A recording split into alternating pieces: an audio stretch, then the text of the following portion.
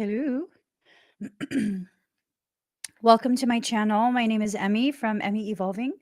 If this is your first time joining me, thank you for finding me. If this is not your first time, thank you for coming back. So let's go ahead and get started. Ooh, I'm suddenly having a hot flash. Suddenly having a hot flash. All right, let me just get everything on the screen. Okay. So we do still have, this is the last few weeks of our raffle, and this raffle is very, very important. It'll give me the opportunity, the ability to bring my team closer to where the sanctuary is going to be. And that way we can really, really get started on the work that we have to do to get that sanctuary open. So here is the link. Nope, that's not it. Hold on. I don't know what I was looking at. Here. This is the raffle link. Is it on the screen? It's not even on the screen. What the heck? Huh. Oh, it's on the bottom of the screen. It's on the bottom. It's on the bottom.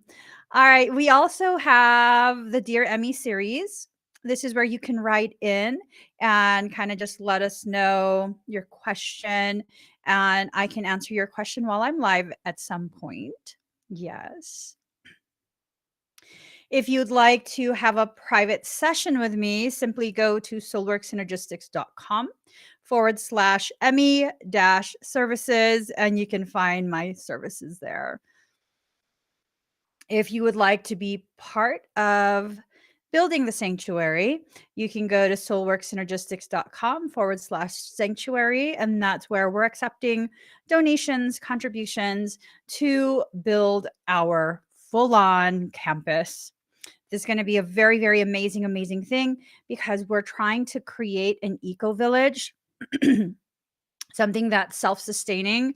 And it's a very beautiful project. At some point, I do want to go live and just talk about like what we plan to do for this campus and, our different things that we're going to be having at that campus. We definitely want to have people staying there for, at least a year or so and teaching all kind of different things. It's going to be amazing. It's going to be amazing. Like, it's something that I have dreamt of for years.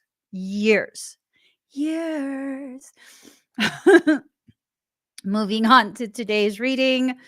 I asked what this reading was going to be about, and I was told being in denial and pretending is not going to change things.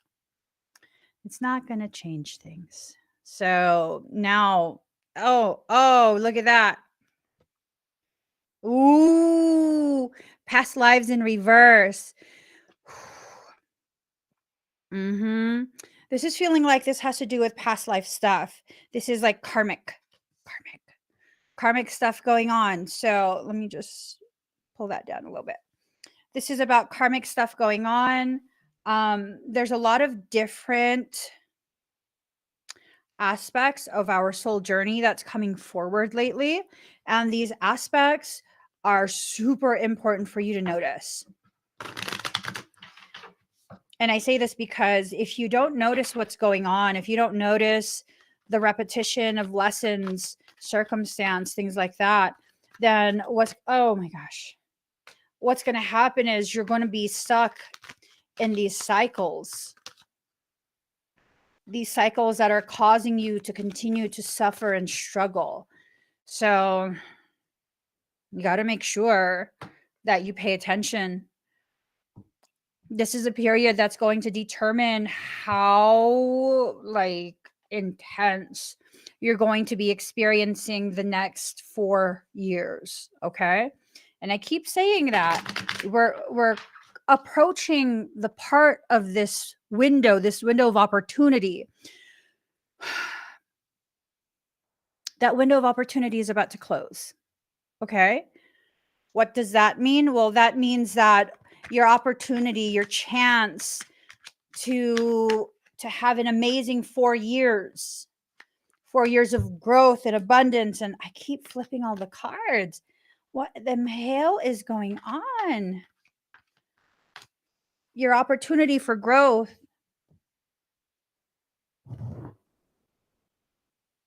and abundance, it's going to be closing. It's going to be closing.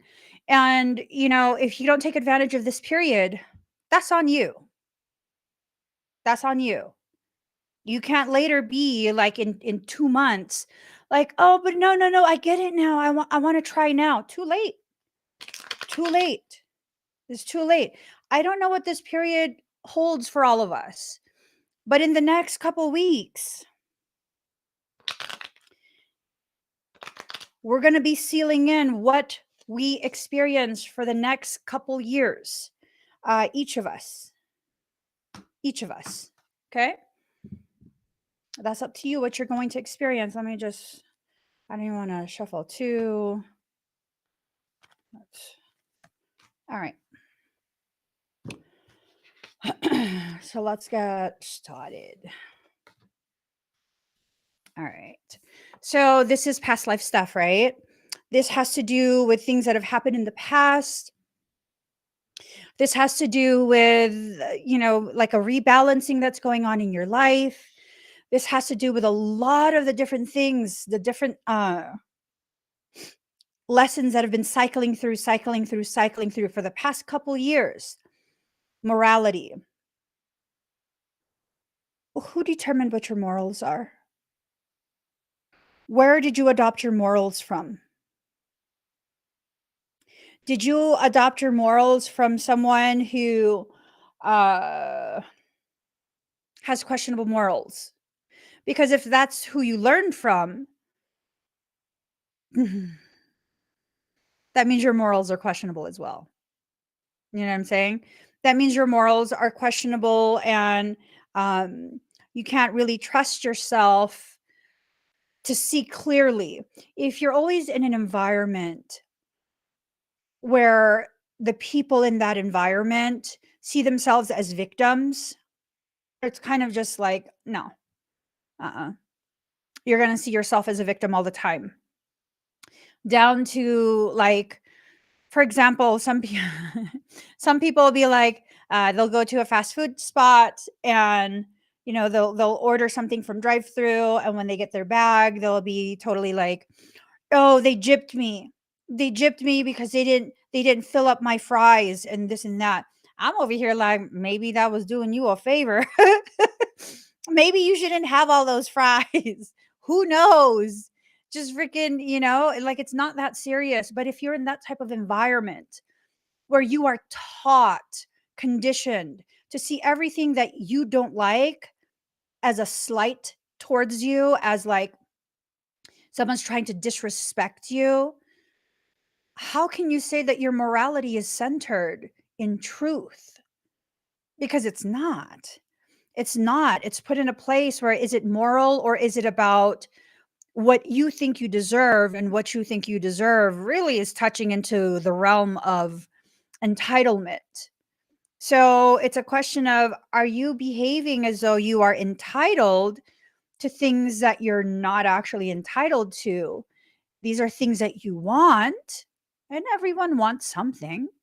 These are things that you want, and you feel like it should just happen for you, that you don't have to put the work into it. You don't have to work for this to pan out for you. I'm sorry.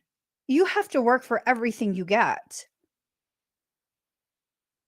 Down to making the decisions to be in specific places, or interacting with a specific people that can kind of support the coming together, the bringing forward of these situations that you think you're entitled to. For example, I knew at some point I was going to have some type of nonprofit, right? I could sit here and be like, I'm entitled to this. It's just going to happen. No, it is not just going to happen. When I am ready for this to happen, I will end up putting the work into it to understand what I need to do next. And then I had to allow the people who were supposed to be a part of this with me to help me bring it to fruition, which is exactly how it happened. I did not feel entitled in any way, shape, or form to people's donations. I shared with you guys, like, I feel like this, and this. This is what I'm going to try and do. I'm going to make it happen. I have by this date to make it happen, and it's going to happen. I believe and I trust. And what happened? Because I communicated with no sense of entitlement. I didn't share that day to ask for donations. That's not why I shared it. I was just kind of sharing, like, all right, this is exciting because now I kind of have an idea of the direction this is supposed to go. And these are the ideas that I have of how it's going to play out. And I'm going to put in whatever work I need to make this happen. And then you guys decided to be a part of it and to make it happen in that same live stream. In that same live stream, it happened because why? Because I put in the work. That took a lot of work on my end to find the courage to share that. That took a lot of work on my end to find my courage. Now, if you're not going to put in the work on your end to find the courage to do what you need to do, to make the decisions, to take those steps, honey, you might feel you're entitled, but you're only entitled to what you work for. You're only entitled for what you work for. And if you don't want to put the work into yourself, you're not going to grow in a peaceful way. You're not going to grow in a way that's compassionate to self. Instead, you're going to suffer, struggle, um, feel horribly about yourself, feel horribly about others. It's just one of those things.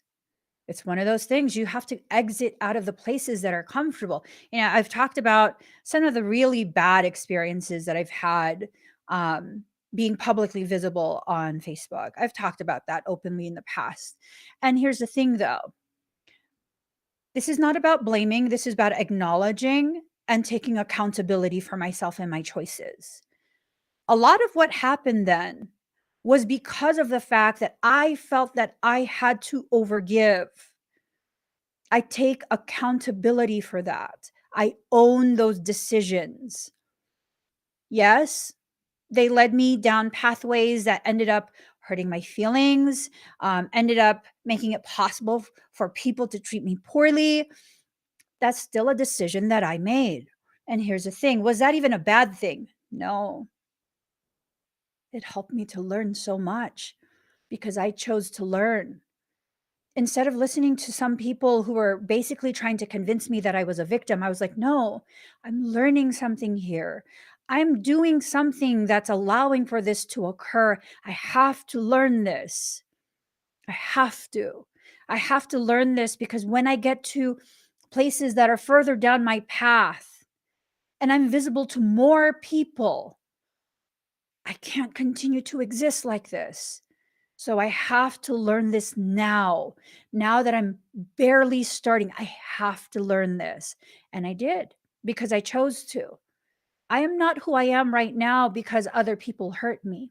I am who I am right now because other people hurt me and I chose to transcend that. I chose to find the courage to walk away from the spaces that were comfortable.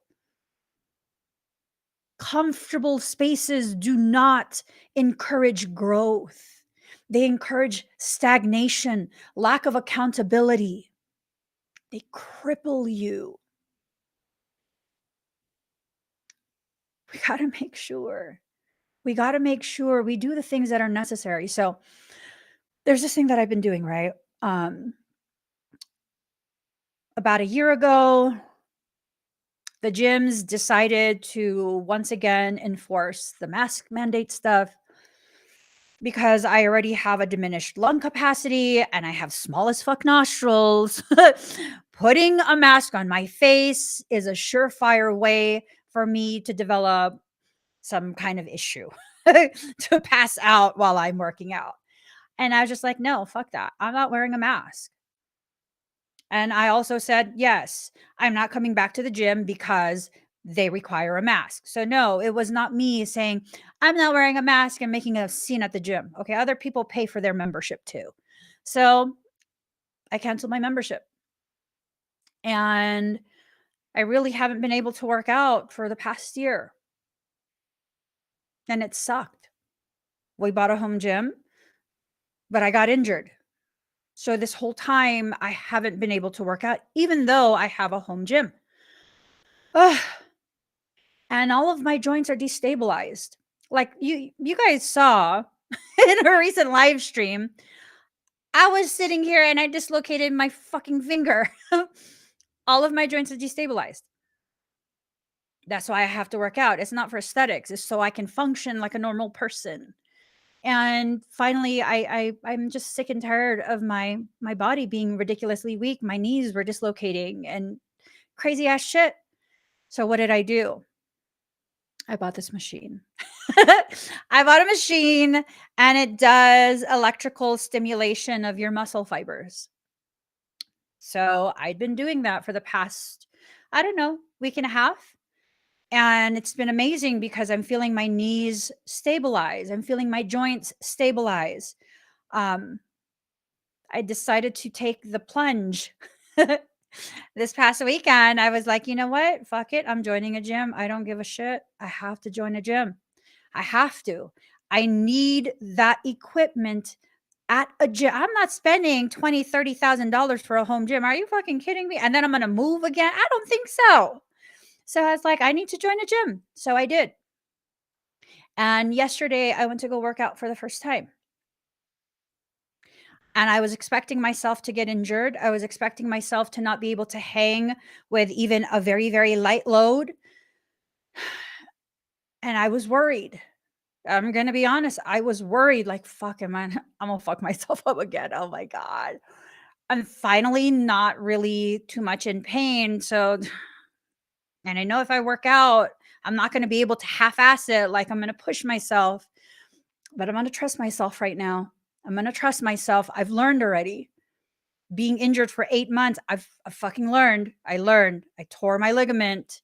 It's a partial tear in my ligament. I couldn't lift shit. I learned. That's what I was telling myself. And I went to go work out and I only do 5 minutes of cardio to get my all of my juices flowing. And I'm not big on cardio. And that 5 minutes flew by and I was like, "What the fuck, bitch? Are you serious? You're not even huffing and puffing yet." And I was like, "Okay, this is good. This is a good sign." Happened to be leg day. My issue are with my legs and my hips. It's a bad issue. If I hurt myself, I won't be able to walk again for quite some time. And I was worried I was going to push myself. But here's the thing. I held myself accountable for the decisions I made about 9 months ago, 10 months ago, where I knew my joint was destabilized and I didn't stop my workout to put on a knee brace. And in addition to that, I doubled the weight to punish myself. So I separated my knee. That's how I tore my fucking ligament. That was stupid. That was stupid to do. To punish myself for recognizing I had a need and that I needed to slow down.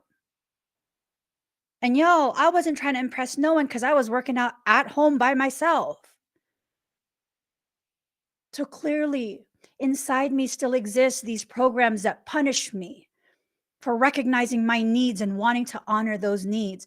And last night, I was waiting for myself to feel like, okay, it's getting too much, and to see if I would punish myself again. And no, I didn't. At no point did I. As a matter of fact, my body felt so happy and so alive, like we've been missing this.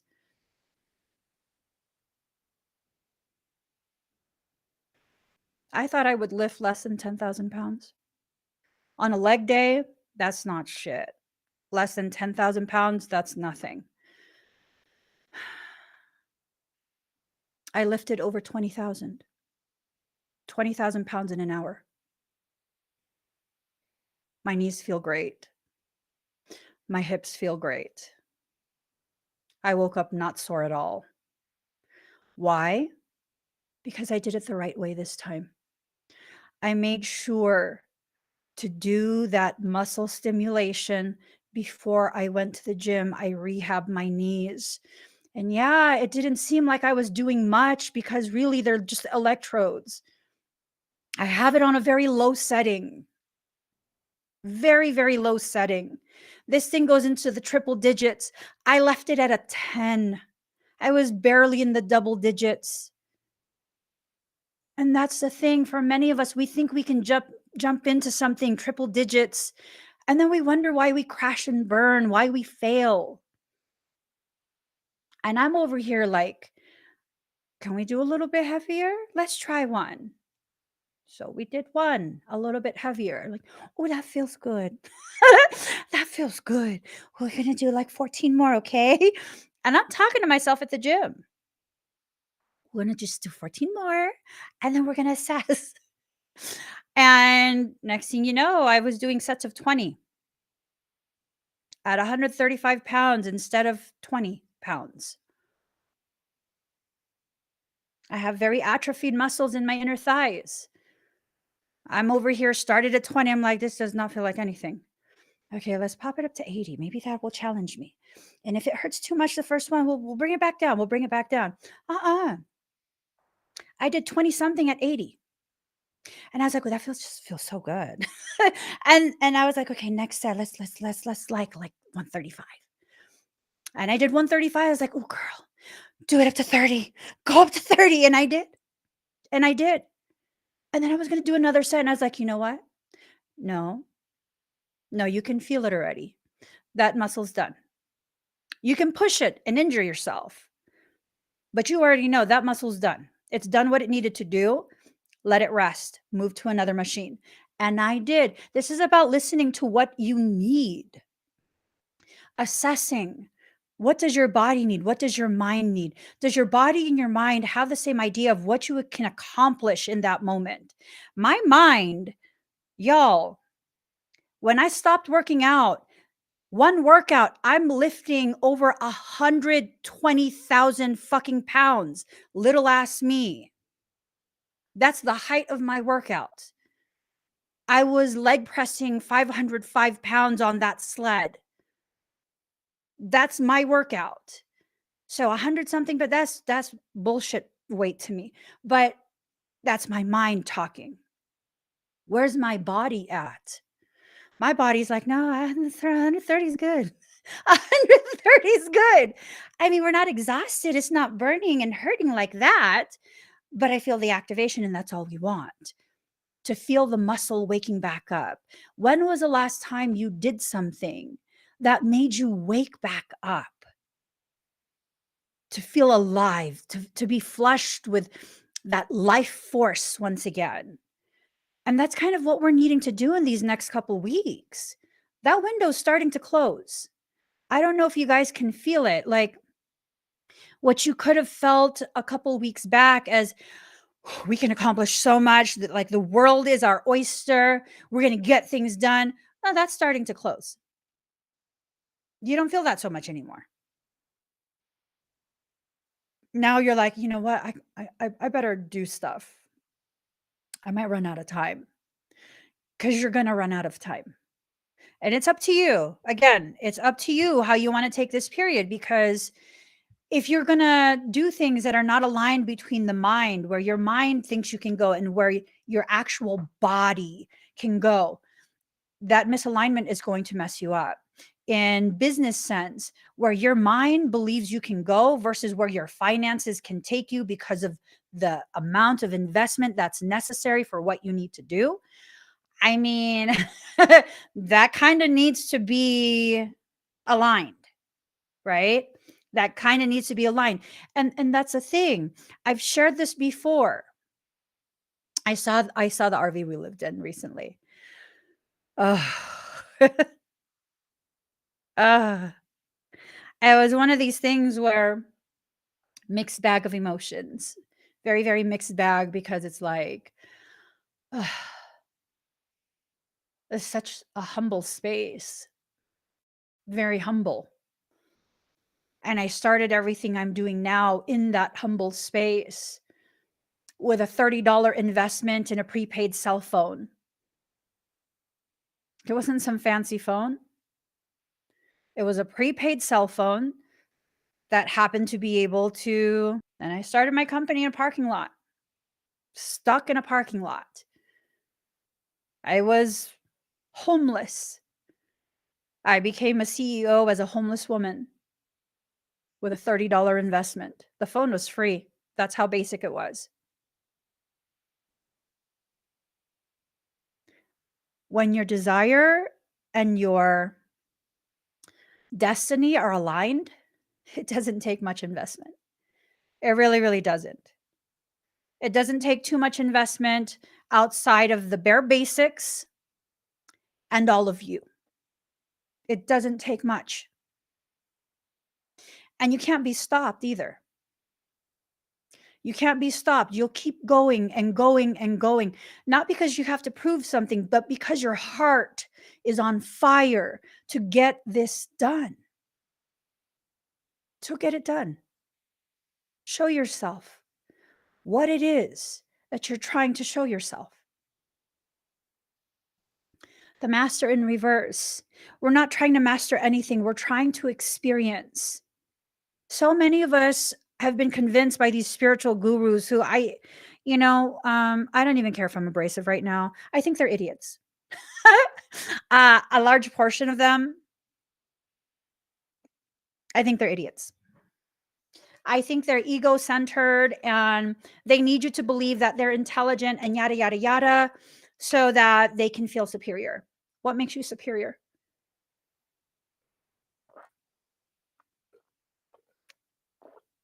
I like to ask those type of people, what makes you so superior to everyone else?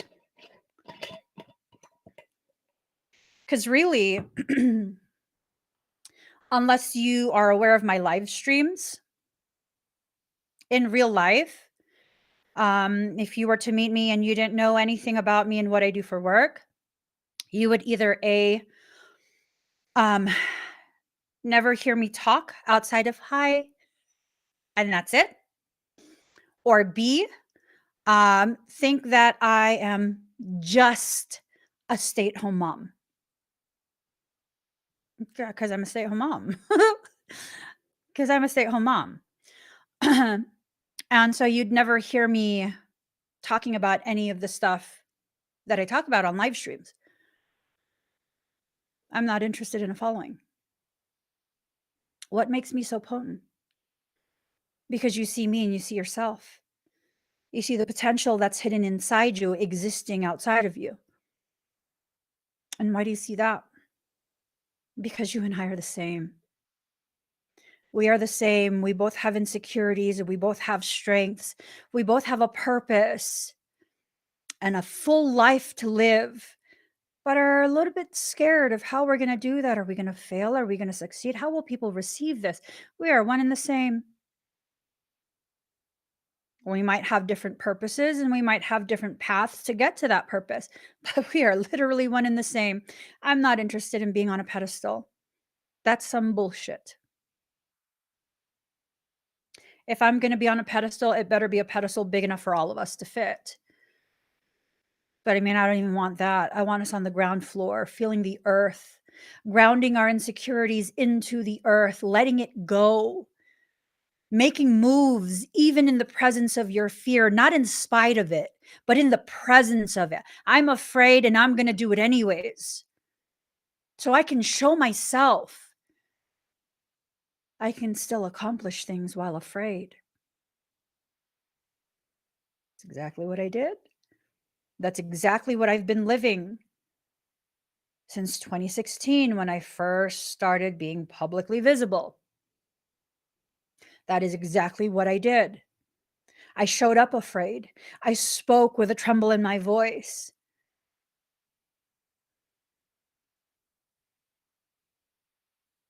I still have fear.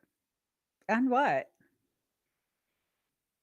I don't have fear of people. I have fear that maybe I'm misunderstanding what my purpose is. Maybe I'm making a misstep.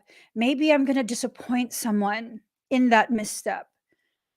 And maybe I need to just give myself a break.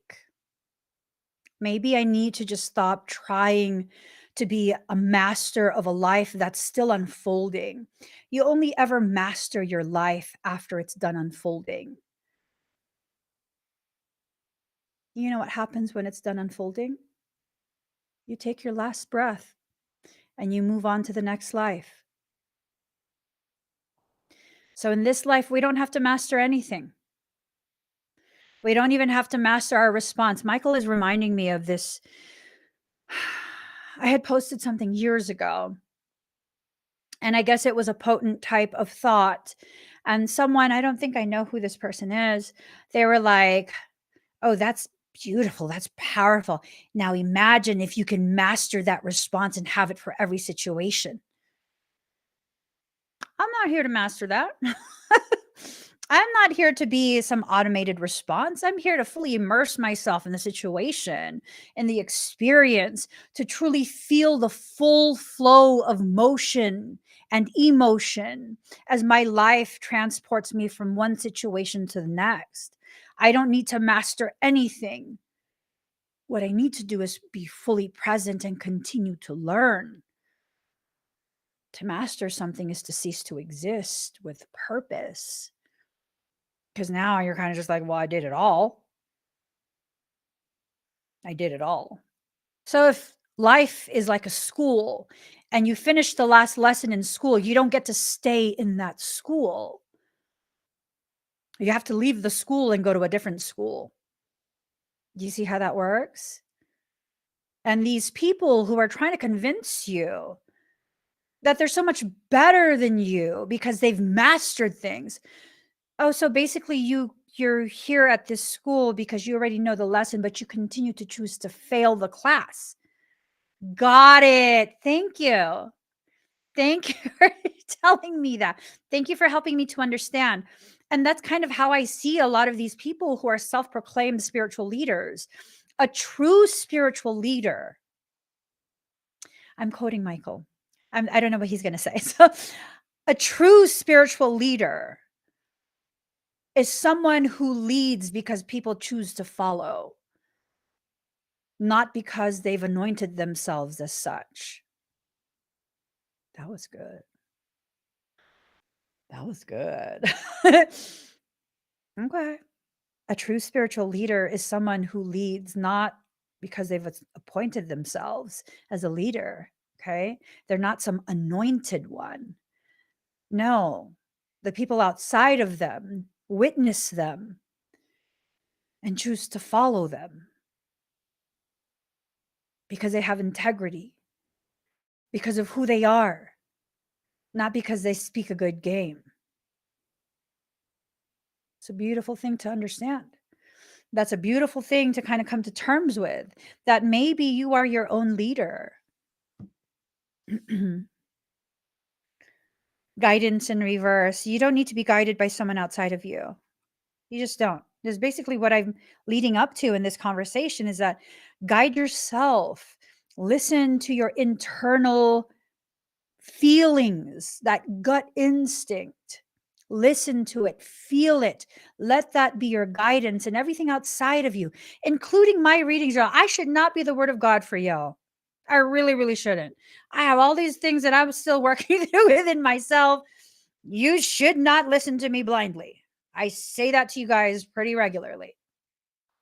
But what you should do is allow yourself to receive the messages from your soul, and then come join me here and you'll be like, ooh, oh my gosh, I was just thinking this morning. Or, oh my gosh, I just had a visual of this last night. Or, oh my gosh, my soul was telling me this last week, but I wasn't quite sure if I was understanding right. Listen to yourself. Allow me to just be the confirmation of what you're already receiving. But first and foremost, must come from you. It must come from inside you. Inner voice. See what I'm saying? You guys, I'm not looking at the cards in advance, okay? Inner voice. It has to come from inside you. You don't need external guidance. You need to begin cultivating a relationship between self and soul. Participation. You don't have to participate in these things that people outside of you are trying to force you to participate in. You just don't need to.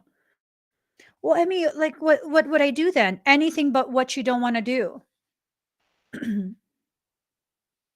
Literally anything except what you don't want to do. But they'll let them. Whatever you're going to say after that, let them. Let them do that. Let them feel that. Let them be that. But then everyone's going to get mad. Why are those people involved? If they feel that person is so entitled to that from you, I mean, they can provide that for the person. You don't have to be the one. You don't have to be the one. You literally do not have to be the one. I think a lot of the issues that I got myself into was participating in programs and environments where I would volunteer myself and the people would have no problem accepting this. Zero conscience about like, oh, it's too much for her and this and that. Lindsay, can you please ban this K Michael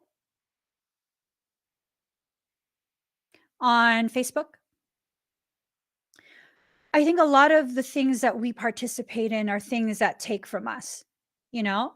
They take from us because we are giving so much of ourselves into that situation, into that environment. For what? Whatever you pay attention to, you are paying with something you cannot get refunded. For those who are on Facebook, if you've been tagged by that individual, if you could please report that account, I would really deeply appreciate it. Give me 1 second, guys. I'm sorry for the disruption. I want to make sure I address this.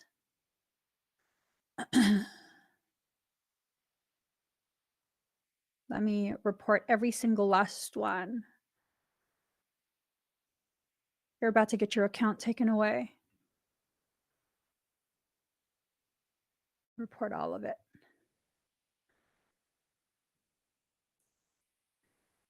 Because thank you for reporting her. Everyone that's on Facebook, please report that, whether they've tagged you or not, so that we can cultivate this environment to be free of parasitic bitches. And I said what I said. You don't like it? Too fucking bad. I have a couple more comments to report. I'm not going to ban you yet until all of that is reported. So that way, you'll have multiple reports on one account. Now that I've gone ahead and done that, now I'm going to ban you. Now you don't get to comment. I'm taking away your voice. I'm taking away your ability to continue being a parasite in my community. That's the definition of a demon whore. I'm saying, I said what I said and I stand by it. That's the definition of a demon whore. Okay? Y'all, I ask you guys, please do not be a demon whore. And if you're going to be a demon whore, don't do it in this environment. At all. At all.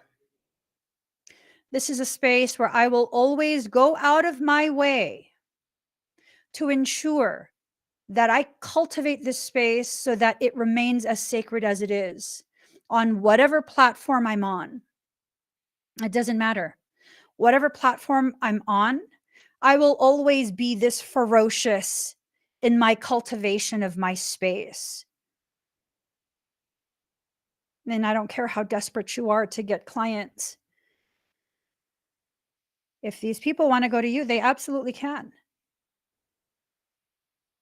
But I'm not going to make it easy for you. You're not going to use me to advertise.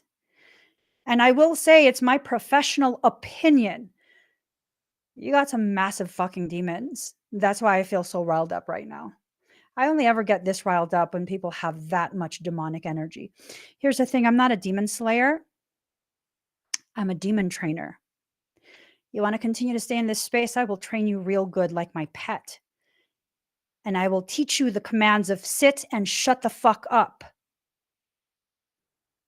And I won't be embarrassed to do it publicly. I won't be embarrassed to do it publicly. I've exited out of that space in my life, that period where I felt like I had to just be extra, extra nice, even to disrespectful people. Not no fucking more. Not no fucking more. You want to fuck with a bull, you'll get the horns. Yeah. Both of them. Just saying. I'm just saying. Unless you want to catch a horn in the ass, which I don't know. You might like that. Which point, not going to do that. We're not trying to give you pleasure. All right. The Lovers in reverse. These are tests. Okay. These are tests that we are going through. Sometimes things don't need your attention and you give it attention. And that's, again, you cannot get a refund for that energy, that time, that focus that you put into that. Other times you need to address shit face on, head on, face it directly. And once you do that, keep moving forward. There's no other way in my mind to show someone definitively how insignificant they are than by addressing them directly and then moving forward like they didn't even exist. How's that? Ordinariness in reverse. You're not ordinary. You're not here to be basic. You're not here to be ordinary. You can't Amazon Prime a spiritual starter pack and suddenly be, I don't know, at some level that you think is elevated just because you want to be. No, a lot of work, a lot of effort, a lot of self-reflection goes into this. A lot of recognizing who you are in this moment, who you know yourself to be, and working towards returning back to that. You're everything you've needed to be at every point in your life, whether you understood what you needed to be or not. You are everything that you needed to be at every single point of your life. What you guys just saw, that exchange that I just had with someone, that's who I needed to be in that moment. Long time ago, I would have been ashamed as fuck. Like, oh my God, I can't believe I said that out loud. People might hear that and like think badly of me. I don't give a shit at this point. You are free to think what you think of me. I love you in that way. You are free to think whatever you think of me. I will still continue to be myself. And if what you need from me is to only be one aspect of who I am, this sugary sweet person that just keeps giving, I'm sorry. But if you continue to stay here, you will be sorely disappointed. And I will not be sorry for your disappointment because I am a whole being. I have days where I'm sweet. And then I have days where I'm sweet and motherfuckers come and they invite me to be something more than just sweet. And I'll do that too, if I so choose. I'll do that too. See, here's the thing. What I learned is the most important thing in that is for me to be the one to choose who I'm going to be and to own what I choose. So if I choose to be a doormat just to appease everyone, I still own that. I chose that. And if I choose to speak my truth with passion and conviction and no fear, elevated tones, spoken in a strong way because I'm a strong woman, and you don't like that, I mean, I'm sorry. Come back on a day where I'm feeling weak, on a day where I feel mild. Those days are rare. And they're probably just going to be small moments in a live stream, not the whole thing. Definitely not a whole day. But those exist still. And no, Me speaking in a powerful way with conviction and passion is not me being an angry woman. It's not. It makes you look weak when you think that someone who speaks with passion is always angry. Like, really? Who coddled your ass? And based on your behavior, shows how your mom, because you acting like you need to be breastfed a little bit more with your type of fucking behavior. I'm just saying. I'm just saying. There's nothing angry about speaking with passion and conviction. I love that shit. I'm going to share with you guys again this video. Like, ooh, this guy. I love this video. I watch it at least once a day since I found it. He speaks with a type of conviction that's just like, yes, that I don't believe, all of a specific people are a king or a queen. I don't care what ethnicity. No, not everyone is a king or queen, because if you don't conduct yourself as such, then you're not one. But this man, that's definitely a king. That's that. Yeah, no, we're not even questioning that. Like, no, he speaks with the authority of a royal. Yeah, no, I believe it. I believe it. This is an absolute king. And oof, this, I want to show y'all these two. Oh, I can't do both. I have to upload one at a time. But these two, I watch these. Oof. Oof. I love these two. Hold on. Hold on one second. Okay, this. Ooh, I don't even remember, but I'm gonna just show you. This right here. Ooh. Hold on. Hold on one second. Let me mute myself. This one. Oh, I love this video. If you see the girl I used to be, please thank her for me. We went through some heavy shit together. And she never left my side. If you see her, tell her she saved me. Tell her when I fell, she broke my fall, and I'm standing again. I'm whole again, healing in the best way I know how. Tell her she taught me everything I know. And tell her I will never, ever forget her. If you see the girl I used to be, please let her know I would not have made it without her. And tell her she doesn't have to carry me anymore.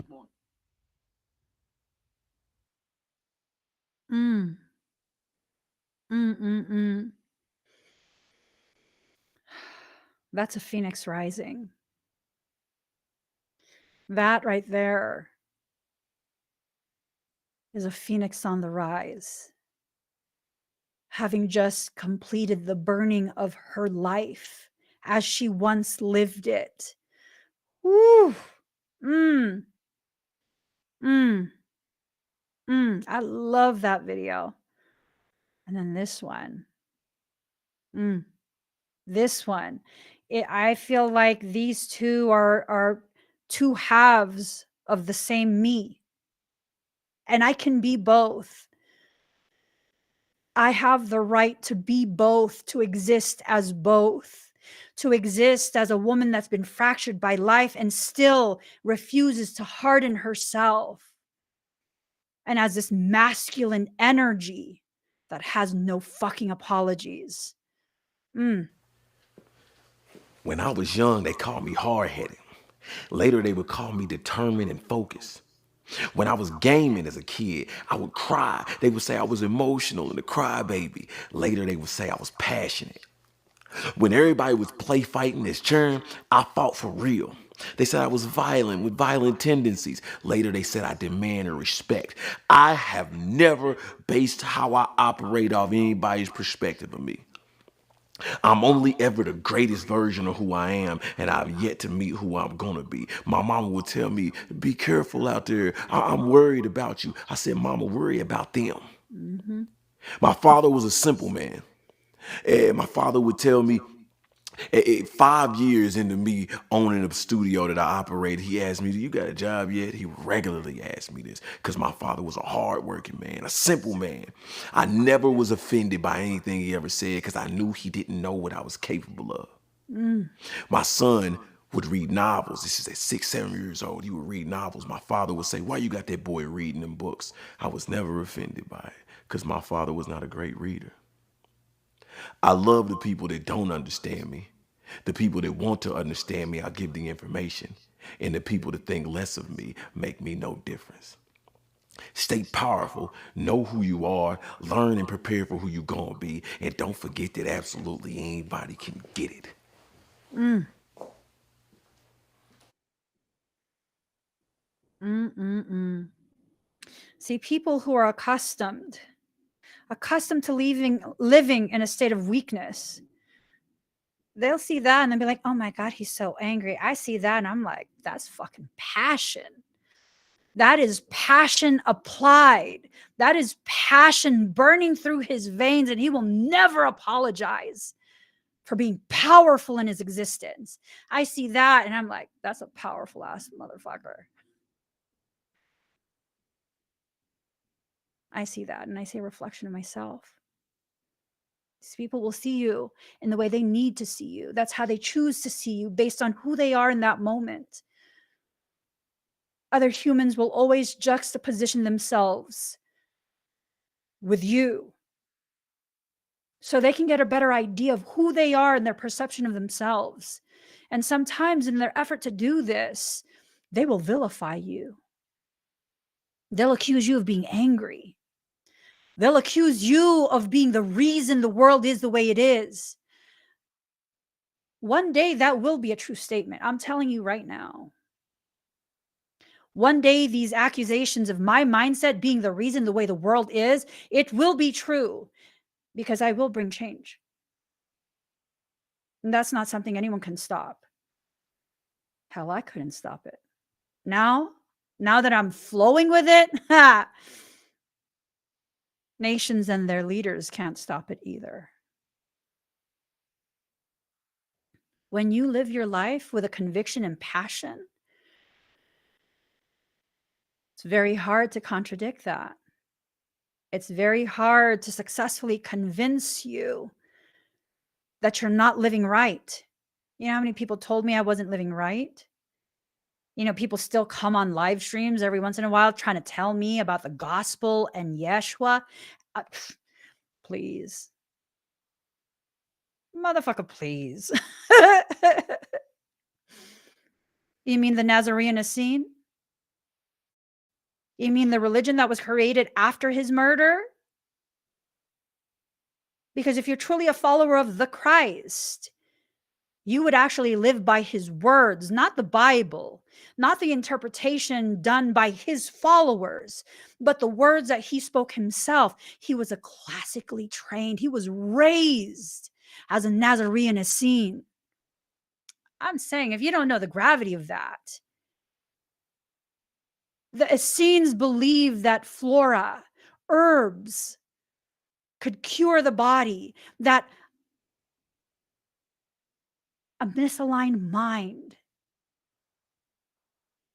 is the cause of disease.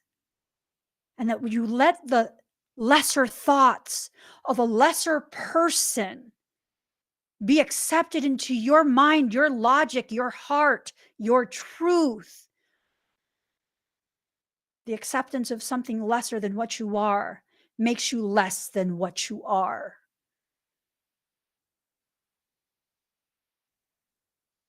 If you're truly a follower of Jesus the Christ, you would have a huge problem with the way the world is functioning at this point. You would not be participating in that sick care that we call health care. Yeah. You wouldn't be doing the things you do. So please, don't ever come here expecting that I take in your lesser thoughts as a lesser person, because I won't. You're going to disappoint yourself. It's not me disappointing you. That's one of the most powerful things I learned for myself. These people who are disappointed with my existence, I didn't disappoint them. They disappointed themselves because their expectation was not aligned with the reality of who and what I am. A speaker of truth, a bringer of change.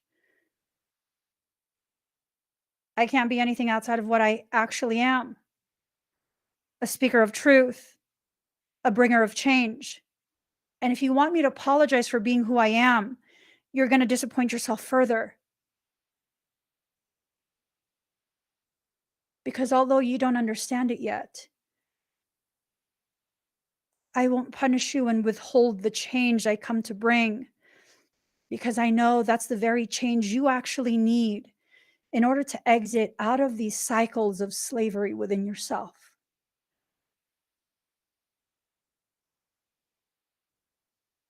I'm not even here to be a greater person.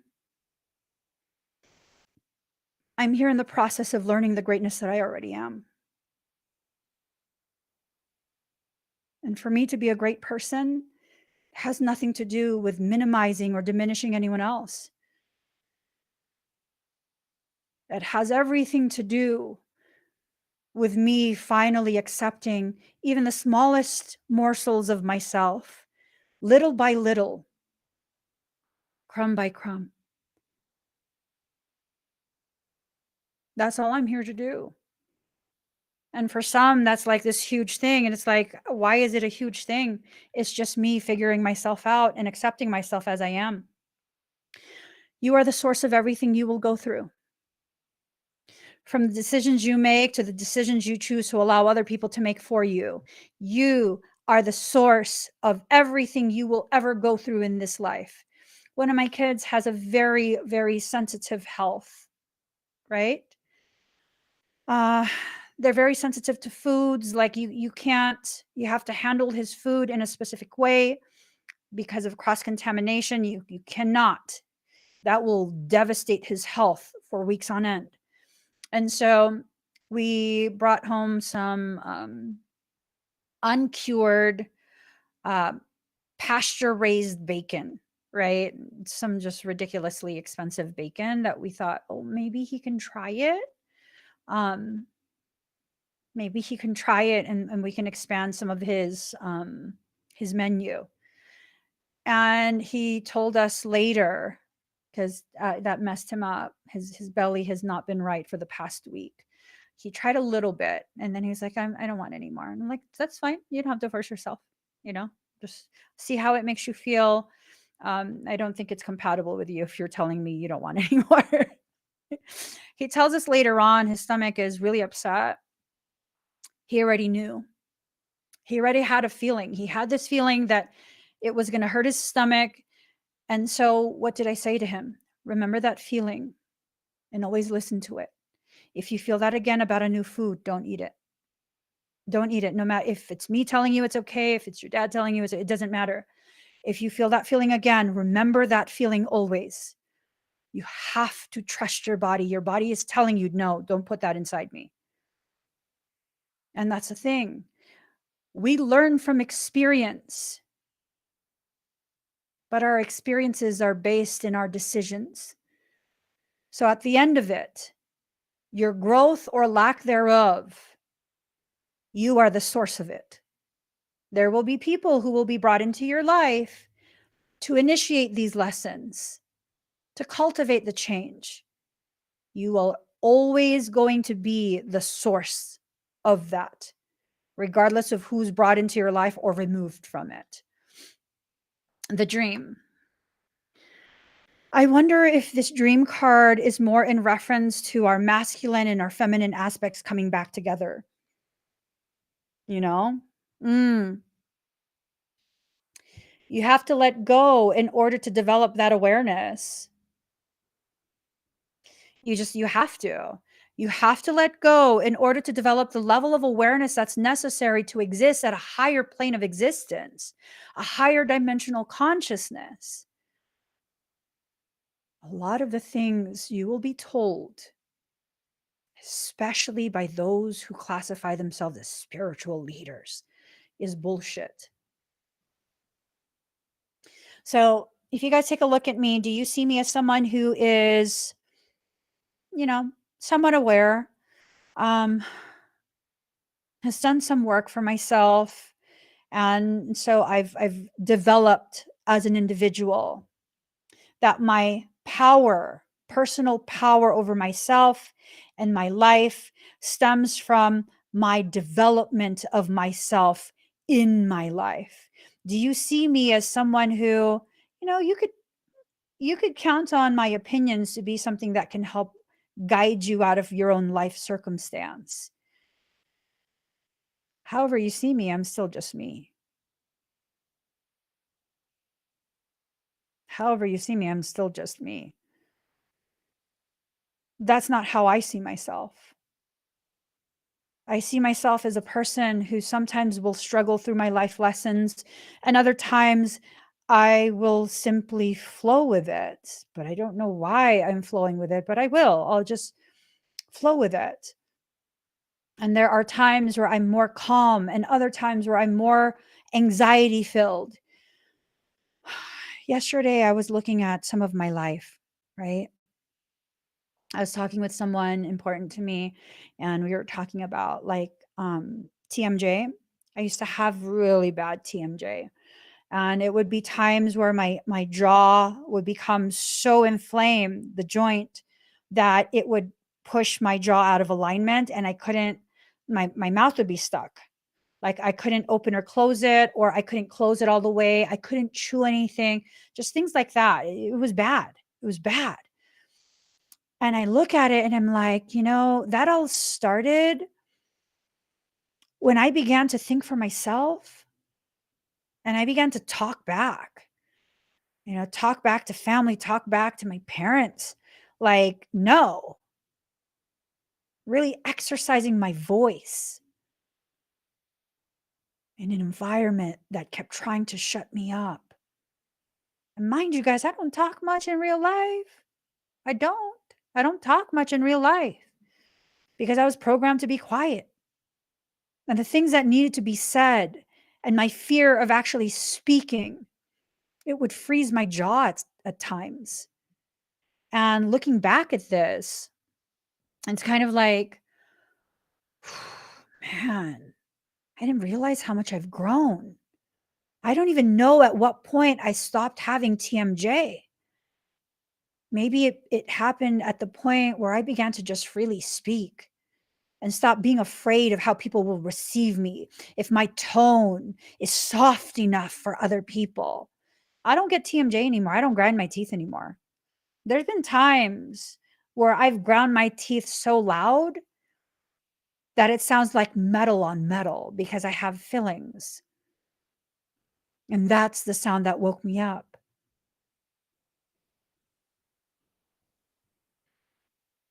I've grown so much and I didn't even realize.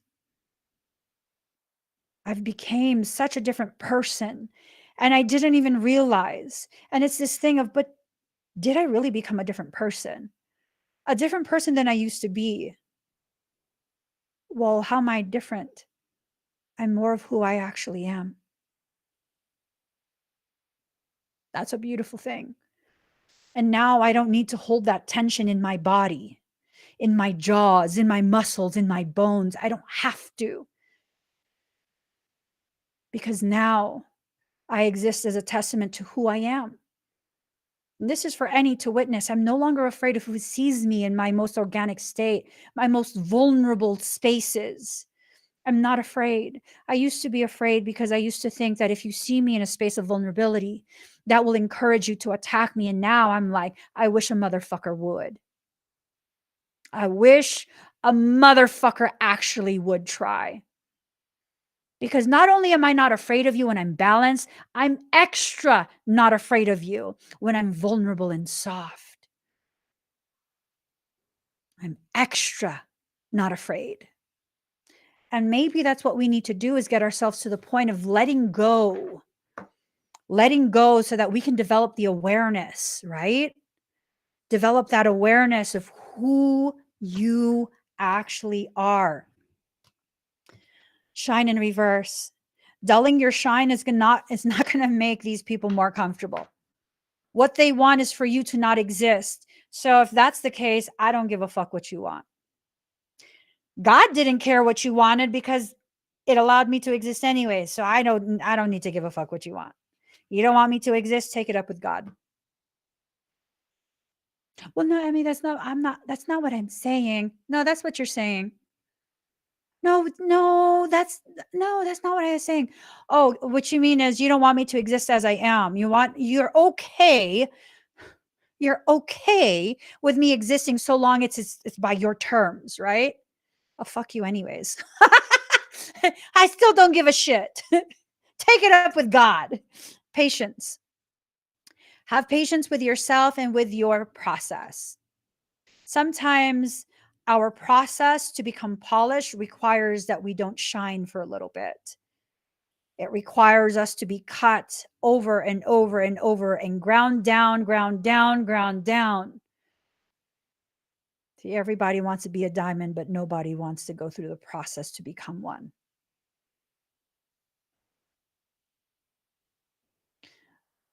You know how you polish a diamond? First, you have to cut it. Second, you have to use abrasives against the surface. Oh, people are being so abrasive with me. You have a problem with that?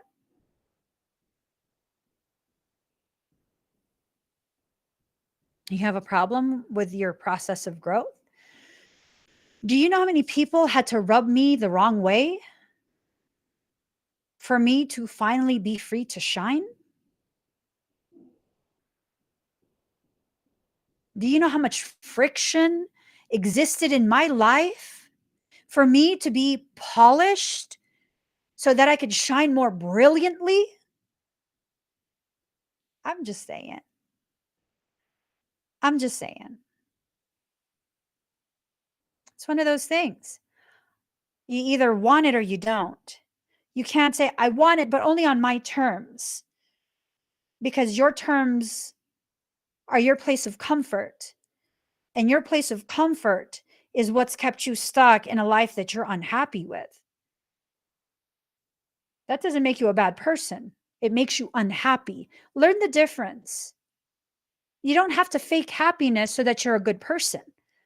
See, good people are just good people. And emotions that a good person feels are just the emotions that a good person feels. I can be unhappy and be a good person.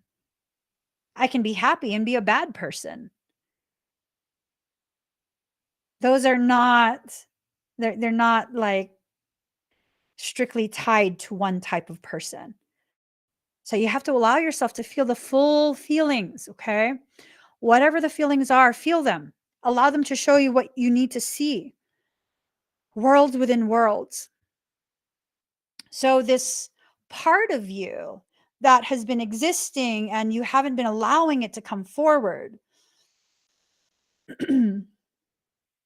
I assume the most authentic parts of you are pushing against that membrane that's been used to confine it.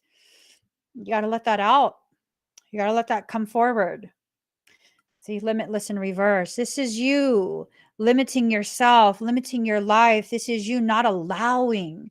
You have to allow. Sacred journey. You know, we are on a sacred journey. We are on a sacred journey. Do you see any straight lines there? I mean, here, look closer. Are there any straight lines? I mean, that pathway looks far from straight. It looks far from straight. These people who try and convince you that, okay, you have to do this, and then this, and then this, and then this, lies. Lies. That only works if you want to fake your growth. You look at people, right? We'll take a look at doctors. In order to become a doctor, you have to do this, and then this, and then this, and then this, and then this, and then that, and then that. right? You become a doctor, straight line, just do, right? Are all doctors equally skilled? No. No. Some doctors have no business being a doctor.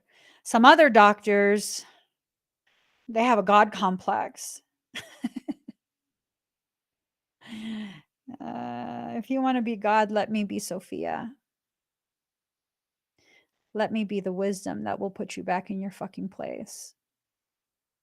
I'm just saying. I'm just saying. Not all doctors are made the same. Okay. And I'm not even talking across multiple specialties. I'm talking within the same specialty. So I remember when I was pregnant with my youngest, I was seeing this one doctor and she was awesome, but she was kind of stressing me out because every time I would come in for my appointment, she would be freaked the fuck out. And looking back now, like, I get it. She was freaked out because on my first pelvic exam for my first prenatal visit, she found a tumor on my cervix. There was a thumb-sized growth, and she didn't know if it was cancer or benign or what. And I refused to allow her to biopsy it because I knew I would go into preterm labor and miscarry the baby. And I was like, nope, nope, you're not biopsying anything. And so every time I would come in to see her for my normal checks, she would be freaked out and like, please, please, mama, please, and she just irked the shit out of me. And I remember a few times, maybe like 2 times or so, for my normal visits, she wasn't available. And so I would go in and see her, her associate, which is this guy OB. Guy OB is like, why the fuck do you become an OB?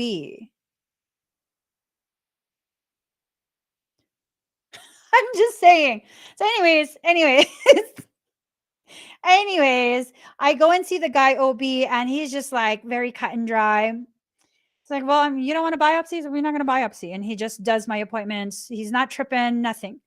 And I thought he was such a superior doctor, right? So I go into labor and my OB, she's there when I arrive and she's like, mama, please let me this and that. And I was like, no, leave me alone. Right. And then her shift ends and I'm still not giving birth yet. And who takes over her shift? The guy doctor. And I'm here thinking, oh, thank God, this guy's just chill. Oh my God, what a fucking dick. I swear to God. So I was stuck at 4 centimeters for maybe like 3-4 hours. My water broke about 5 hours before. You have at least 24 hours before the concern for infection sets in. It's only been like 6 hours. And this man decides to threaten me with a bag of Pitocin. And he's like, I'm going to give you 30 minutes. And if you don't progress, I'm putting you on Pitocin. I'm like, I don't want Pitocin. And he says, slams the bag. This is my hospital and you're my patient. And I will make the decisions. Well, fuck you. Fuck you. I'm not going on Pitocin. And I felt that so strongly that I actually, before he was able to come back into the room, went into full labor and was starting to push. Before the 30 minutes was up, I was so fucking mad. I had told him, strip my membranes, right? And he didn't like that I told him to strip my membranes. Ladies, if you are pregnant and this is your first child, I'm not giving you medical advice, but I will share what happened to me. There are so many complications that occur from the use of Pitocin. It is unnatural and unnecessary for much of the labors that are going on. They left my Pitocin on full blast and my placenta tore. I gave birth so violently that my placenta tore. And I was laying in a pool of my blood and needed to have emergency surgery. I was bleeding out onto the table. I almost died because of Pitocin. What's a better option to explore? before we head on over to Pitocin. It's called stripping your membranes. It's not comfortable, I tell you that much. But if they strip the membranes, it has a tendency to irritate your hoo-ha enough to really go into full-on labor. So when he did that, and then he threatened me with Pitocin because he was pissed that I was telling God how to do God's job. Like, okay, perv. Yeah, within 30 minutes, I was allegedly stuck at 4 centimeters, but within 30 minutes, I was fully dilated and pushing. They couldn't even find him. That, like, he almost missed the delivery. And what I thought was a superior doctor. See, my other doctor, the woman, she was like that because she cared. I didn't know that. At that time, I didn't realize that. It was because she cares so much about me as another woman, from woman to woman. She cared.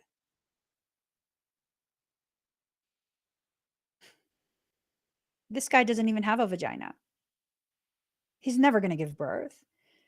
He doesn't know what it feels like, the emotions, the fear, the whole experience. He doesn't know. He'll never have any chance of knowing. I'm just a file on his desk. I'm just a name on his board.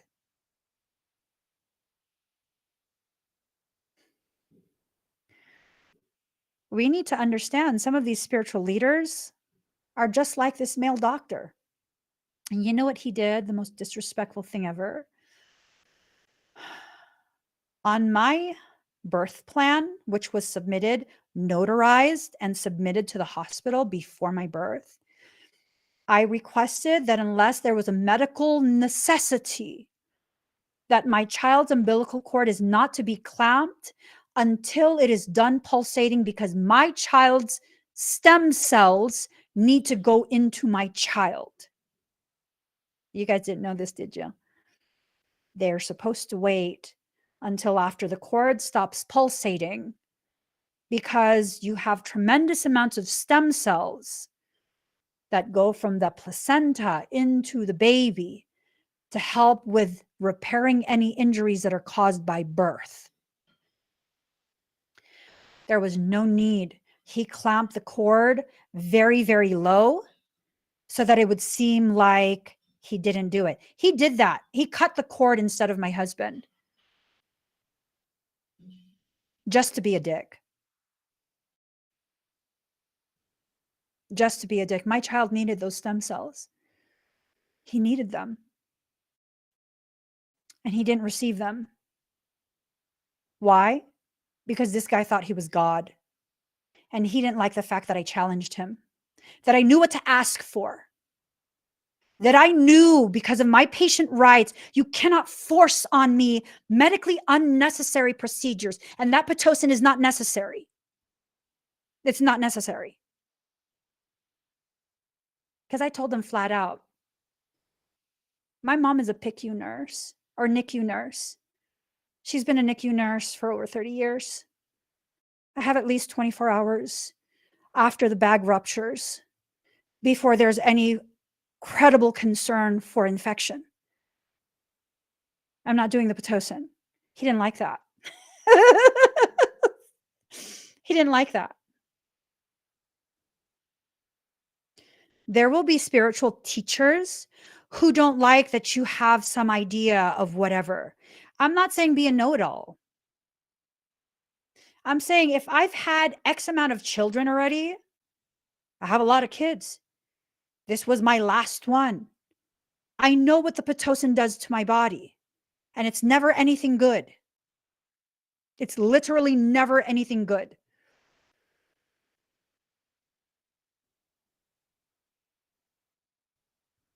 So why can't I be listened to about my concerns about myself and my previous experiences? You know why I didn't opt for that biopsy? Because I know even a pelvic exam, that will dilate my cervix. I'm literally at risk of miscarriage anytime you touch my cervix. whether it's very gently to collect some cells or punching holes in it to collect biopsies, you will effectively terminate my pregnancy. That's why I opted not to. Because I know my body. I know my body. If you know your body, if you know your soul, if you know yourself, why do you let other people tell you who you are, your value, your path? Why don't I ever tell you guys what your future is supposed to be? Despite the fact that I have highly developed precog abilities, I don't tell you what you're supposed to be. I don't foretell your future. It is not my job. It is not my place to interfere with your path. It's just not. It's not. When your soul asks me to share some stuff, I will, but I will make sure, like, hey, what I'm going to say, it's not guaranteed. Okay? It's not guaranteed. You still got to decide things for yourself and see where you need to go. So emotions in reverse. Our emotions are being pushed upside down because of people who cause us to question who we are. Now, these people can be beneficial in that in the questioning of who you are, you can actually dive even deeper into the knowing of who you are. But these people can be detrimental to your growth in that if you let them get too deep into your head, now you're beyond confused. And for some people, they do this to you intentionally so that you will listen to them, hang on their every word. That's the last person you need to be listening to. Choices. You have choices to make. Okay? Just pick a choice and stick with it. Pick a choice, stick with it, and allow yourself, really, really allow yourself to decide what that choice will be. Okay? Unconditional love. You need this unconditional love more than you need to unconditionally love the people who don't care about your emotions. Too many spiritual teachings, spiritual, loosely using that term. This is not spiritual at all. A lot of the spiritual teachings will tell you that people who are hurtful and harmful to you, they need unconditional love because hurt people hurt people. No, fuck that shit. You want to do something to me, I'm not giving you excuses. I'm not coming up with the excuses. Now, if you want to come to me and be like, Emmy, I'm really sorry. My behavior was out of hand. I don't know. I've been through things in my life and no one's really held me accountable for my behavior. And, a lot of my behavior is rooted in my toxic history. And I'm really trying. I'm really trying to learn. And I hope you can forgive me. I didn't realize that it would hurt you in that way, and I wasn't intending to. That's one thing. That's one thing. But you expect me to be like, oh, poor you. You hurt me. But it's because poor you. Because you've been through so much in life. And I need to love you. And I need to heal the hand that you used to break on my face. No. That's fucking obnoxious. That is obnoxious. When people do wrong to you, you have a right to be angry and upset. Do you have a right to be angry and upset for the rest of your life? It's your prerogative. It's not going to grow you. It's not going to grow you. It's not going to make you any better person. It's not going to help you to heal.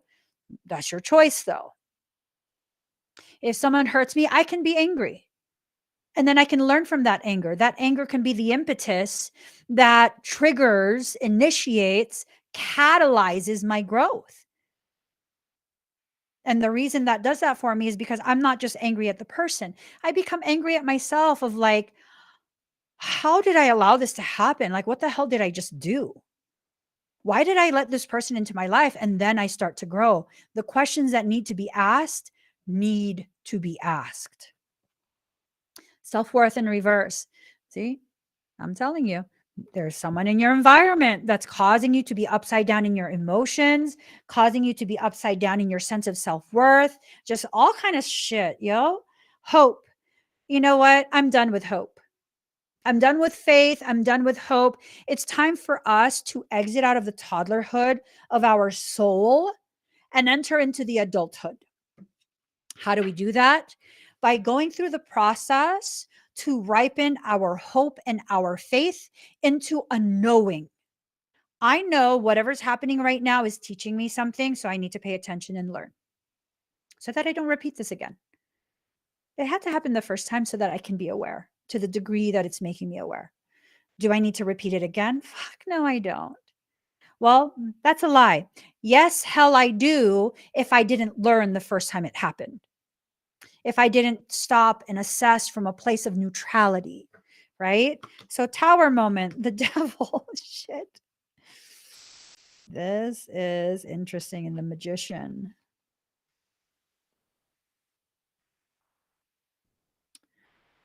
Someone's just fucking with your perception. It's two people.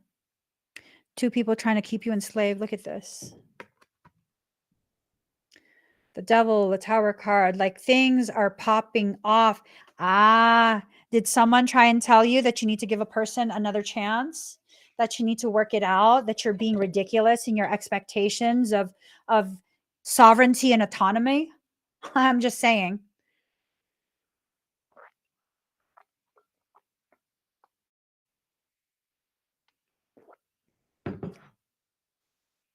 It's two. Two right there and two right there. Two. Two people continue to get all up in your head. Be a magician. Be a magician. Houdini the fuck out of that situation. I'm just saying, you can Houdini yourself out of that situation if you want. So the Magician, originality, imagination, self-reliance, self-confidence, deception. Two fuckers are deceiving you. They're deceiving you. They are controlling your decisions and you are letting them. You're letting them because you're trying to base it on, well, they love me. They just want what's best for me. They might love you, but they love their sense of power over you more. Four of Cups in reverse. New possibilities, new relationships, new approaches to old problems, new knowledge.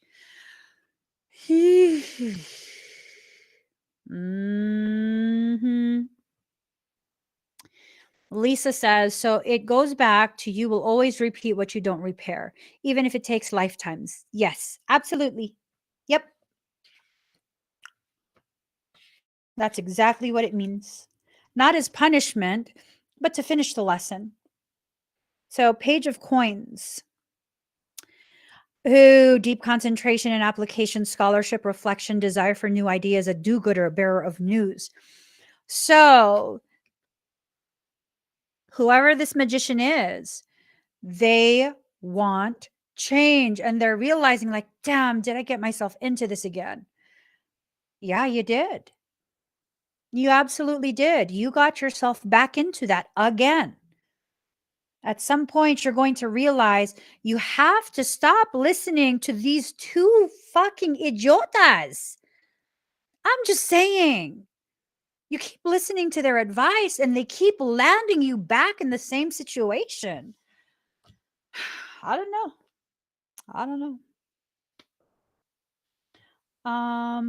Hello, Marlene. Three of Cups in reverse. Excessive pleasures, overabundance, superfluity, loss of prestige, lack of appreciation. Oh, so someone convinced you that you are not properly appreciating the life that someone is providing you and that you would be stupid to walk away.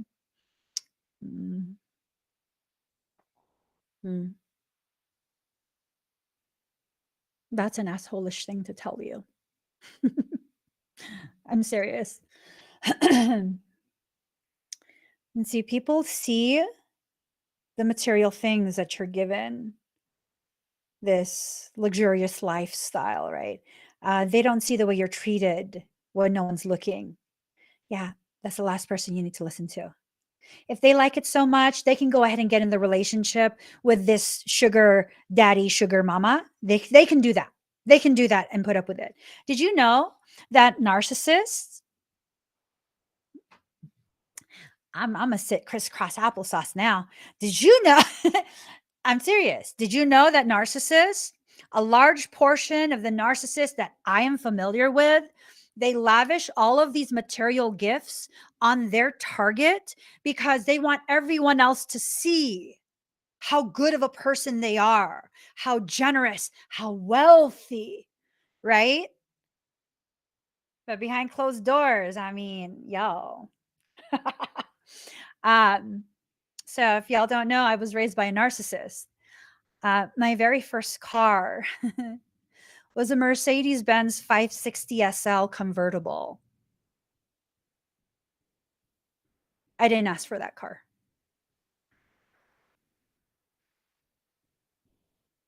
That was the car I had to drive around. A convertible Mercedes-Benz 560 SL. Yeah, and then when something happened to that car, the next car that I drove around was a Mercedes 560 SEL.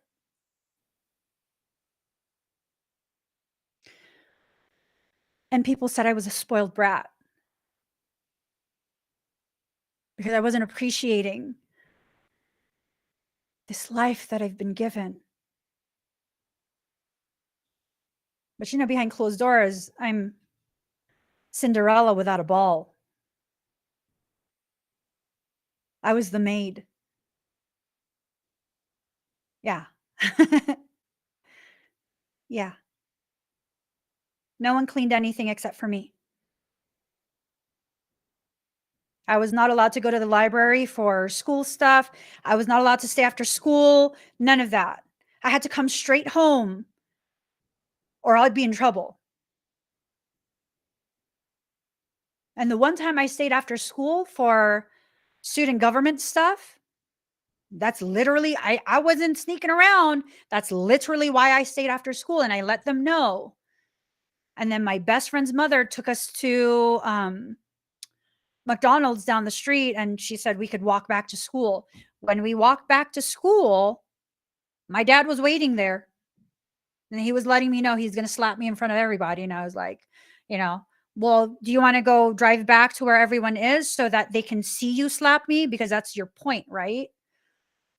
That's your goal, is to embarrass me, and I won't be embarrassed if no one sees it. So you should make a U-turn and go back to the student union where I was going for my student union shit and slap me in front of everyone so that you can be satisfied. But I mean, I'm a spoiled brat because I drove 2 Mercedes as a 16-year-old. A narcissist will always present the most rosiest story to the general public. But is that really how it is? Is that really how it is?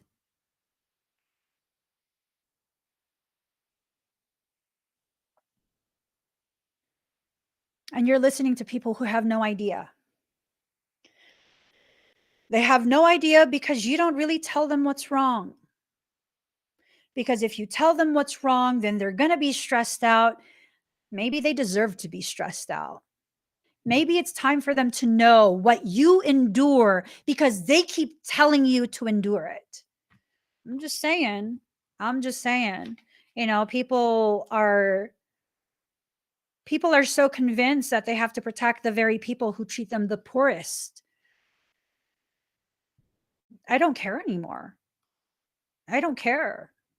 I really, really don't. You can ask anyone who was present as I was growing up. Everyone thought that I was just spoiled little rich girl. No. First, we weren't rich. I can tell you that much. Okay? We weren't rich like that. No. My mom worked 2 full-time jobs to be able to afford all this shit that he would buy in order to make us look rich. Mhm. I have a full understanding of deception. It's deception, full-on deception. And if you're going to be quiet about what's really happening, you can't expect these people who love you and keep telling you to stay to be held accountable for doing that. But you have to take it upon yourself to stop listening to them. You know what you're going through. You know what you are going through. And if you're not willing to let other people know, that's kind of on you. I'm not saying you deserve that. I'm saying you are the root of your own lack of support. So let the people who love you know. Let them know so that they can properly support you, properly advocate for you. Two of Staves, mature individual, ruler, attainment of goals and needs, boldness, a dominant personality. So two things with this card. First thing is, for some, you're actually hearing what I'm saying and you are going to go ahead and just let people know, right? You're just going to go ahead and finally speak some truth to family or whoever. You're going to let people know. And then I read boldness, a dominant personality. This person is going to call your bluff. They're going to turn it up a few notches. So that way, when you say something, they're going to have a rebuttal. No, I'm not really mean. They lie to me all the time. And that's why I end up doing what I do. I feel bad already. Bitch, shut the fuck up. Shut the fuck up. You feel bad that they made you mad and that's why you made their life hell? Why the fuck are you trying to work this out then? I mean, I'm able to see past people's bullshit most of the time. Most of the time. Emphasis on most. That makes no sense. If you are so unhappy in the situation, leave the situation. Don't get mad and destroy their life. Okay, Amber Heard. Are you pulling an Amber? I'm just saying. I'm just saying. Ooh, hey, Cameron. So Cameron says his narc had him fooled, but he called that person out. Tough to break free energetically, though. So that's not just a narcissist. That's a full-on succubus. I'm sorry, I shouldn't laugh. That's a full-on succubus. That is a sexual demon. I'm not joking. That's not funny.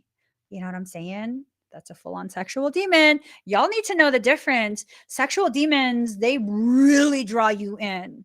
They are extreme. A prime example of a sexual demon, in my opinion, would be someone like Amber Heard. She takes her job a little too serious. Her demon horror activities are a little elevated,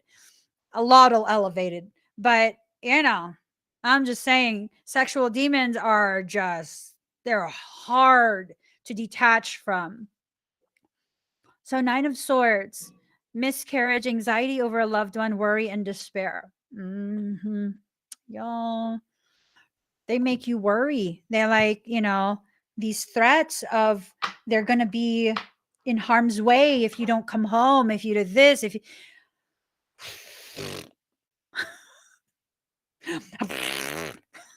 That's all I got to say about that. Okay. Just all right. Here. I got to get going. Dion, number 40. Oh, this is not the card.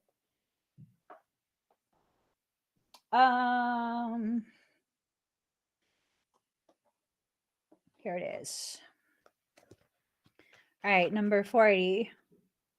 Your intellect may be confused, but your emotions will never lie to you. You can feel when someone's doing this to you. You can feel it, but then you try and convince yourself that you're just being mean. Yeah, to yourself. Ooh, look inward. Don't worry about the drama that surrounds you. Avoid the commotion. Sit still, float. Trust your inner wisdom. It will not steer you wrong. Should I provide these like mini kits? They will be mini candle ceremonies where you can completely do it on your own.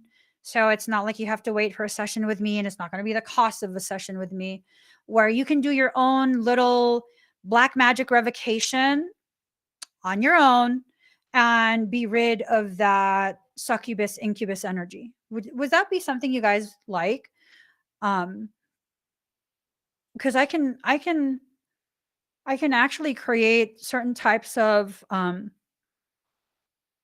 floral blends that are really, really good with stuff like that. Really, really good. And it'll just be some kit that you purchase, and it's not going to be an expensive kit. It's going to be like this expedited type of ceremony that you do yourself. So I'm trying to think of, yeah, I could do that. I could do that. I'll get that. I'll get that together today, because really, there's nothing that irks me more than a succubus. That like toxic Lilith energy. Lilith energy is not always toxic. It's primarily toxic, but it's not always toxic. But when it gets toxic, like, damn, girl, ain't nobody challenging you to be this toxic. It's not a competition. Okay. let, me let me just go ahead and. So, Gemini, I think no one is free. Even the birds are chained to the sky. Communication is key. Be versatile and quick at this time, but you must also be mindful because people are talking. So here's the thing. You can use this to your advantage when people are talking. Speak the truth. But if what you say and it being spread around is going to interfere with your plans to free yourself, then be as mute as possible. All right. So paying attention, mindfulness, talking, writing, explanation, versatility. Since communication is key with Gemini, you may find yourself involved with new forms of technology that help spread your ideas to a wider audience. All right. All right. Okay. Sorry. Some ideas are coming to mind. Some ideas. Card number 13, Aries. I guess I'm just a natural warrior. So here's the thing. I love y'all, Aries. Okay. One of my kids has just like a shit ton of Aries through his whole chart. Like a shit ton, right? Here's the thing though. Aries, you are so fucking easy to manipulate. We just got to get you emotional. We just got to get you emotional. And then now you're not thinking. Now you're just action, action, action. You're gonna make them pay. And like the only one that's gonna end up paying is you. You have to temper your emotions with logic. Okay? You have to pause before you put into action whatever crazy ass idea you have. I'm just saying, Aries, I got you. That's why I'm telling you this. The fastest fucking way to manipulate you is to trigger your emotions. So if I was a manipulative as fuck person, what would I do? I would have at least one Aries as a friend, right? One Aries and one Scorpio. Why would I do this?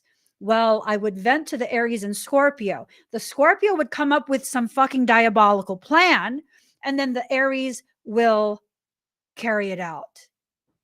That's how we take over the world. So for me, if I'm aware that you're heavy in that Aries energy, I'm going to be like, all right, just if I'm going to communicate something, I'm not like, hey, I just need to vent. I just, I don't want you to do anything. I just trust you. Okay. Okay. But if an Aries can really, like Ocean Lover says, temperance definitely matters. If they can temper that emotion, like, oh, now the person's fucked. Now that whoever the Aries is focused, now you're fucked, because they're going to go about this in a way where you're just fucked. You're fucked. See what I'm saying? So it's not that Aries tendency is a bad thing.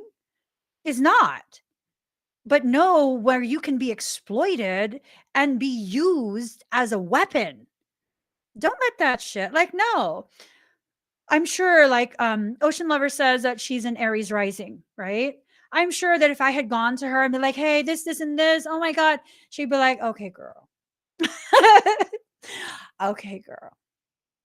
So what I'm hearing is, and I'd be like, you're right. Oh, shit. Shit. Annie is a Scorpio volunteer. This is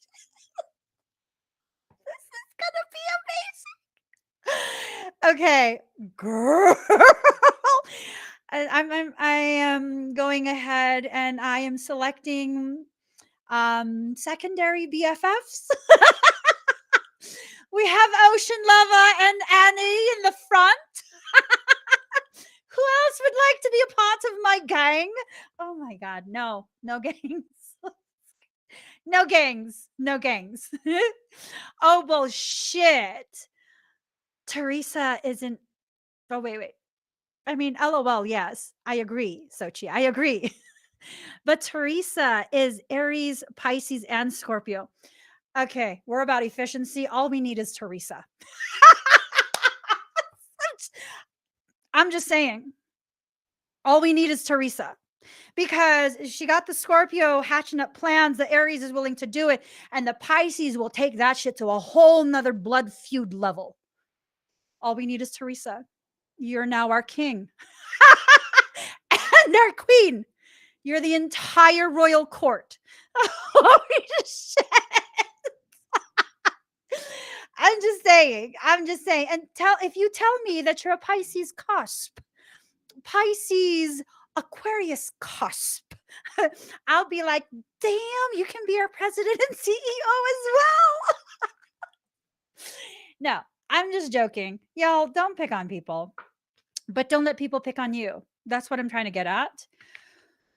Don't let people exploit these naturally occurring tendencies within you. Like, I got Capricorn in my chart, and, sometimes I'm a little bit assholeish. I'm aware. I'm working on it. I'm working on it. But at least I own my assholishness. I'm just saying, own your assholishness and it won't be an issue. Let's see. So this card represents being connected to the flow of all things. It's also the ability to keep a secret or to work alone in privacy. Y'all got to keep a secret. You have to keep a secret. Whatever you're working on right now, there is someone,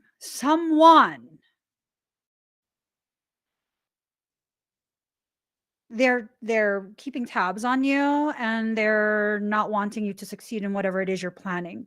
Like, for example, say you're starting another business or you're starting a business and you have decided on a name for your business, but you haven't done the paperwork yet. You haven't filed anything. And this friend knows about it. And so, well, there you go. Now they've just started, they've opened a business with the same name. And so now you cannot use that name anymore. You know what I'm saying? Like one of those things. Or maybe you're planning on finally leaving a relationship and they found out. And so all of a sudden, what? They're going to lock you out of your bank account. They're going to go ahead and the check you wrote for your deposit for a new place, there's going to be a hold place on it. So that way you can't move in. Like things like that. Like, oh, this conniving ass business. I swear to God, I wish a motherfucker would. I should have a maybe I can think of a service where it's like called I wish a motherfucker would. You know what I mean? I wish I Iwamofo. Stop it! That is too much. Oh my God. Iwamofo. I got a drink. Would you like to book an Evil Mofo?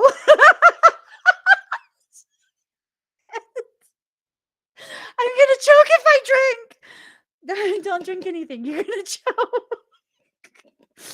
Oh my god.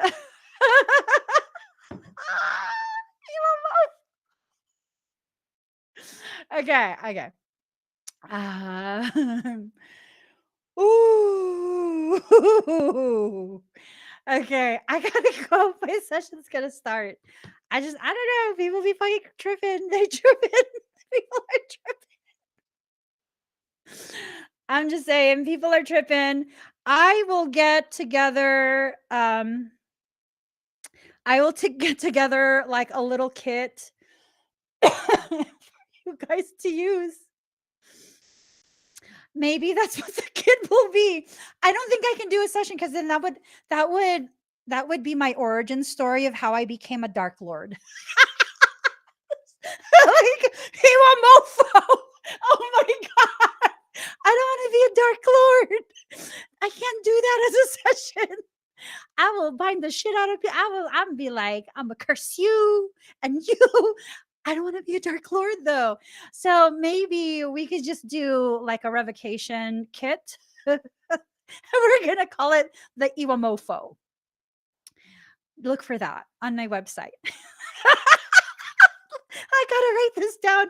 If you all know, I'm gonna forget if I don't write it down. Yeah, you know what's gonna happen? I don't write it down. The live stream ends, and the next thing you know, a whole bunch of you are emailing my husband. I'm looking for the Iwamofo, and then he's gonna be like, "Hey, what's an Iwamofo?" I'm like, "I don't know. What the hell is that?" He's gonna be like, "Well, people are messaging about an Iwamofo," and I was like, "I don't know what that is." And be really serious. Yeah, no, that's how a lot of our arguments go. He's like, "Hey, people are asking about blah, blah, blah. What is that?" I was like, "I don't know." And he goes, "What did you talk about in your live stream?" "I don't know." And he'd be like, they're saying it's something from the live stream. "I don't know. Fucking watch the live stream." Ask them what time I said it. And he's like, yeah. So that's kind of how our business meetings go between husband and wife.